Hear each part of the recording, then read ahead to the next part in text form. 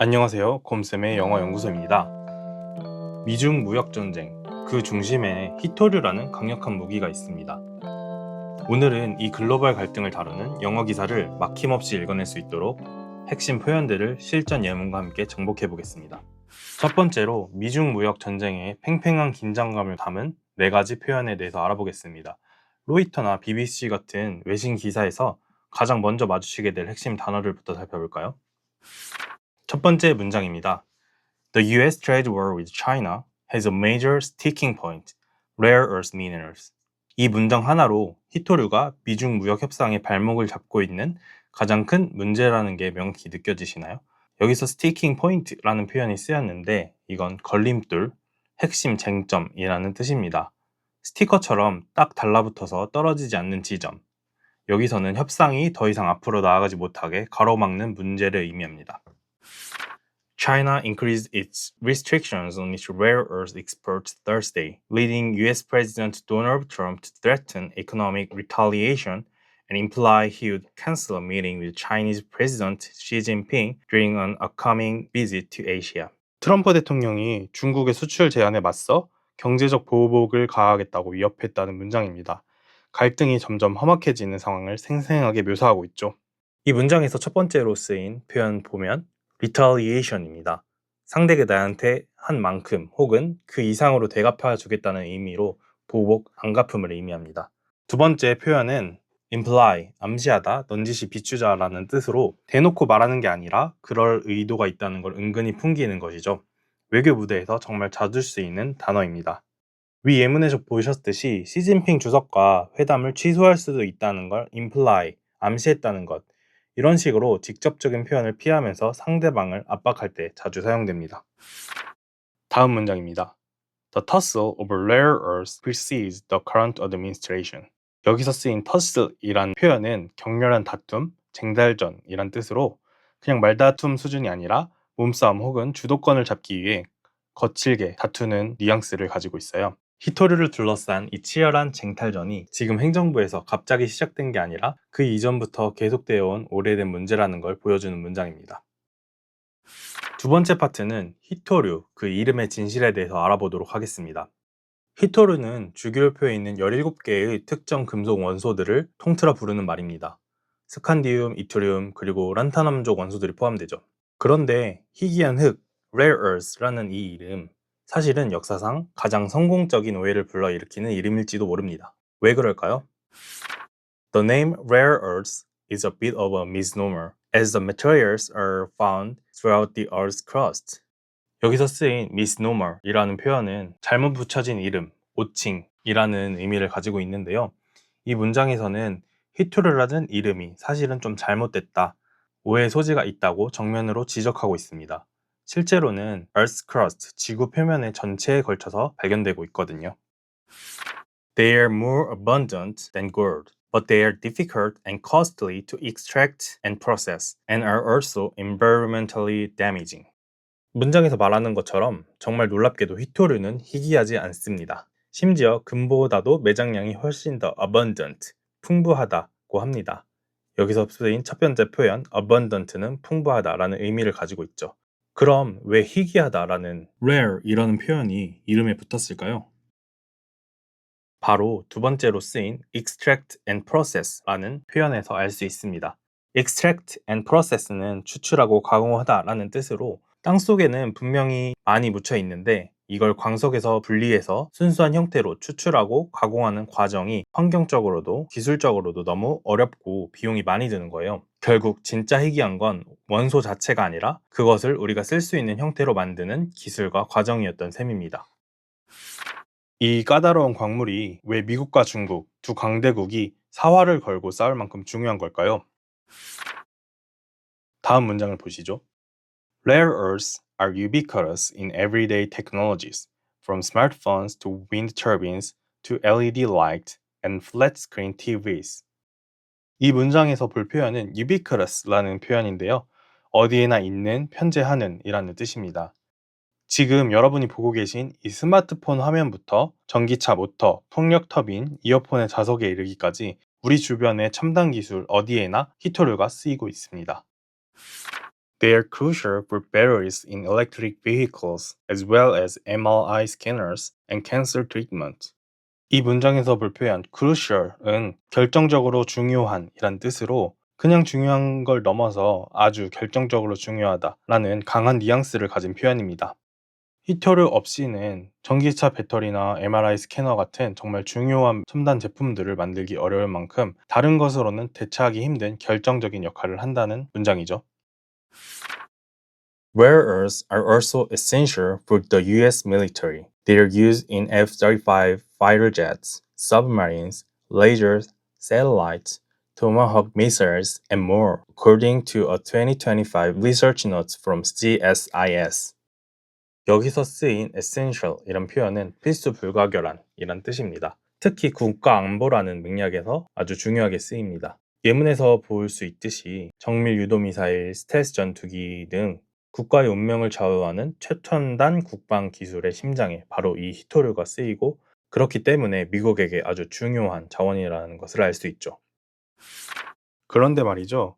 이렇게나 중요하고 국가 안보에 필수적인 히토류를 얻기 위해 세계 최강대국 미국에서 현재 실제로 가동 중인 광산이 몇 개나 될까요? 바로 단 하나입니다.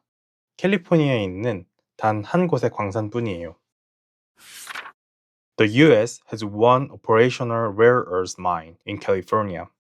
여기서 쓰인 operational 이란 표현은 실제로 가동 중인 이라는 뜻입니다. 미국에서 operational 한 광산이 단 하나라는 사실, 이게 뭘 의미할까요?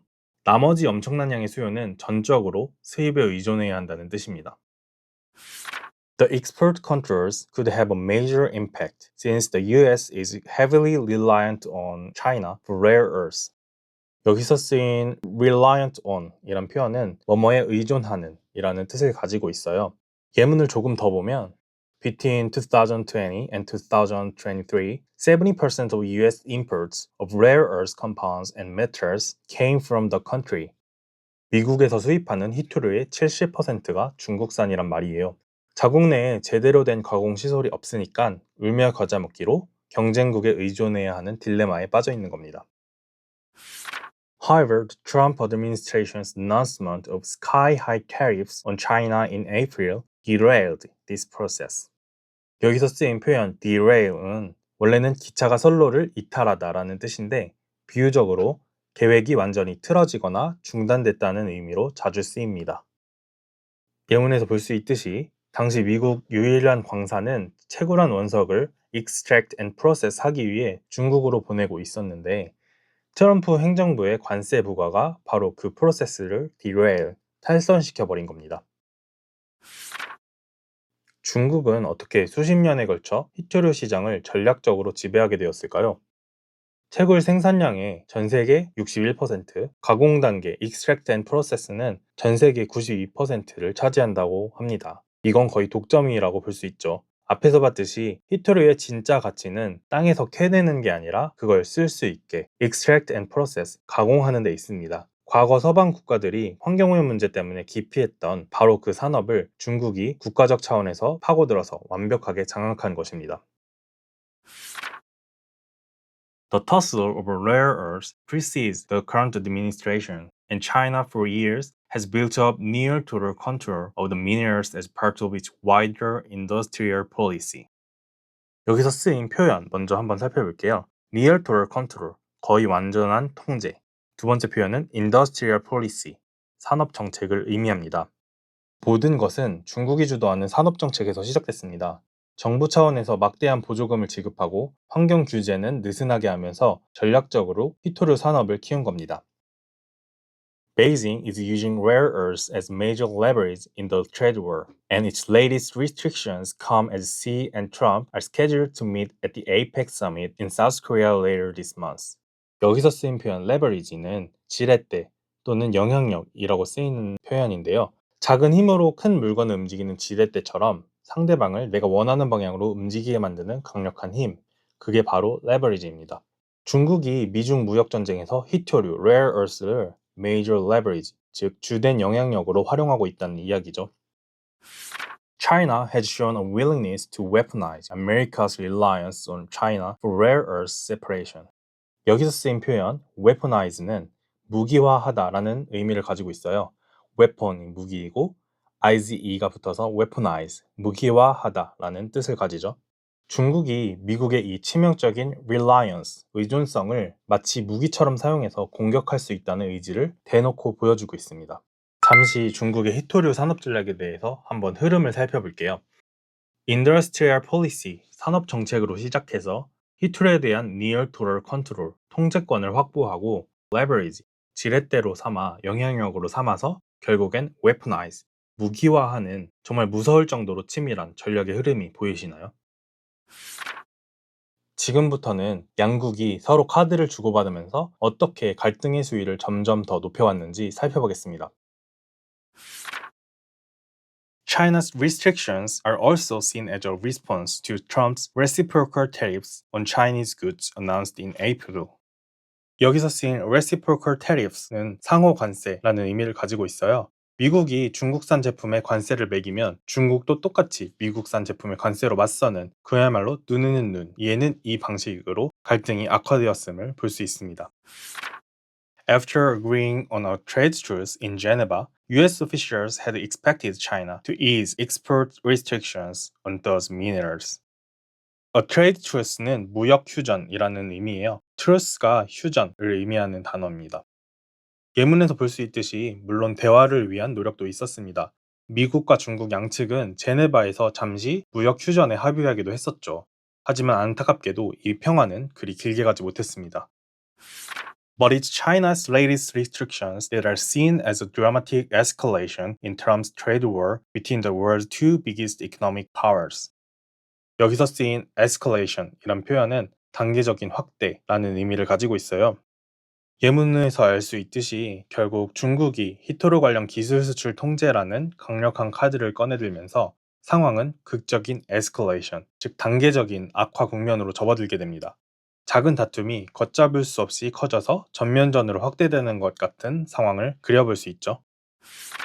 For every element that they have been able to monopolize, we have two, he added. 여기서 쓰인 표현 monopolize는 독점하다 라는 뜻이에요. 트럼프가 중국이 독점할 수 있었던 모든 원소에 대해 우리는 두 개를 가지고 있다 라고 할 만큼 중국이 국가적인 힘을 동원해서 히토류 시장을 불공정하게 독점하고 있다고 정면으로 비난한 겁니다. I'll be first as President of the United States of America to financially counter their move. 여기서 트럼프가 쓴 financially counter 이란 표현은 경제적으로 맞대응하다 라는 뜻이에요. 중국의 독점 시도를 결코 지켜보고 있지만은 않겠다. 돈으로든 다른 정책으로든 반드시 경제적으로 맞서 싸우겠다는 아주 강력한 경고 메시지입니다. 오늘 우리는 히토류를 둘러싼 미중 갈등을 20개가 넘는 영어 표현과 함께 깊이 있게 살펴봤습니다. 핵심은 이겁니다. 자원의 통제권, 즉 공급망이 새로운 경제전쟁의 무기이자 전쟁터가 되었다는 점입니다. 반도체, 배터리, 그리고 히토류까지 공급망이 전쟁터가 되어가는 이 시대에 다음번에는 과연 어떤 핵심 자원이 또 다른 누군가의 손에서 무기화될까요? 오늘 배운 표현들로 국제 뉴스를 직접 읽어보세요. 이제 여러분은 세계를 움직이는 경제전쟁의 언어를 이해하게 되었습니다. 지금까지 곰쌤의 영어연구소였습니다. 또 만나요.